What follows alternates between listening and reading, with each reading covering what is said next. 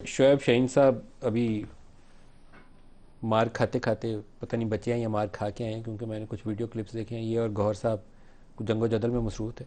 بچت ہو گئی آپ کی جی، یا لاٹیاں بچت پڑی ہیں؟ چھوٹی موٹی تو پڑی ہیں مگر پڑی ہیں۔ بچت ہو گئی۔ ہمارے کارکنان کو گرفتار بھی کیا، کچھ کو بہت زیادہ تشدد کیا، اور ہمارا پرامن احتجاج تھا اور ہمارے پرامن احتجاج کے اوپر پولیس نے حملہ کر دیا، اور ہم نے ابھی سپیچ بھی شروع نہیں کی تھی، ہمارے سلوگن صرف چل رہے تھے، ہم پرامن مظاہرین تھے، کسی قسم کا کوئی ایشو نہیں تھا، لہٰذا انہوں نے بڑا زیادتی کی ہے پولیس نے، اور ہمارے کئی کارکنان گرفتار کیے۔ میں نے اپنے وکلاء کو بھیجا ہے، اب پتہ چلے گا کہ کتنے لوگ گرفتار ہوئے ہیں۔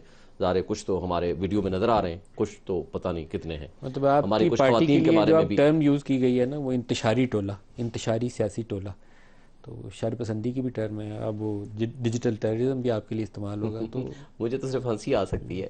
مجھے یہ بتائیں، پہلے آپ نے بڑا اچھا لفظ یوز کیا آرمی چیف کا، بڑا پاورفل بیان۔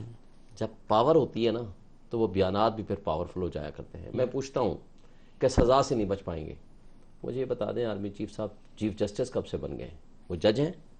ایک طرف آپ کہتے ہو ملٹری ٹرائل کریں گے، ایک طرف کہتے ہو کہ ہمارے اوپر حملہ ہوا، مدعی بن گئے، کہتے ہو ہمارے پاس ناقابل تردید شواہد ہیں، گواہ بن گئے، دو حصے بن گئے آپ کے، تیسرا کہتے ہو ہم ملٹری ٹرائل کے ذریعے خود ہی سزا دیں گے۔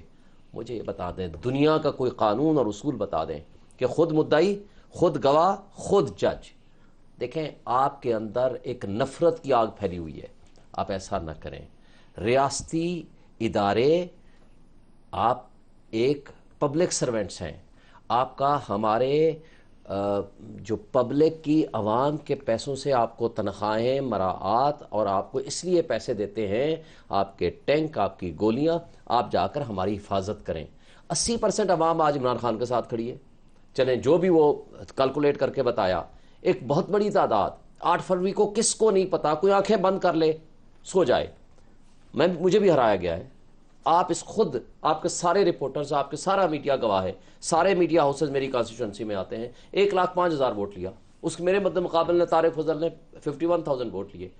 سارے فارم 45 میرے پاس موجود ہیں، ساری پبلک جانتی ہے، پورا انٹرنیشنل میڈیا نے میرے ساتھ اس دن ٹریول کیا، سب کو پتا ہے۔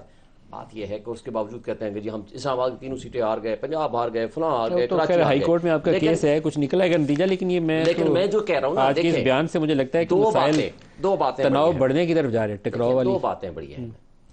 آپ اگر اس ملک کو اس حالت میں پہنچانا چاہتے ہو جو خدا نخواستہ بنگلہ دیش بنا تھا، مشرقی پاکستان کے 95% لوگ مجیب الرحمان کے ساتھ کھڑے تھے، اور آپ نے کہا وہ غدار ہے۔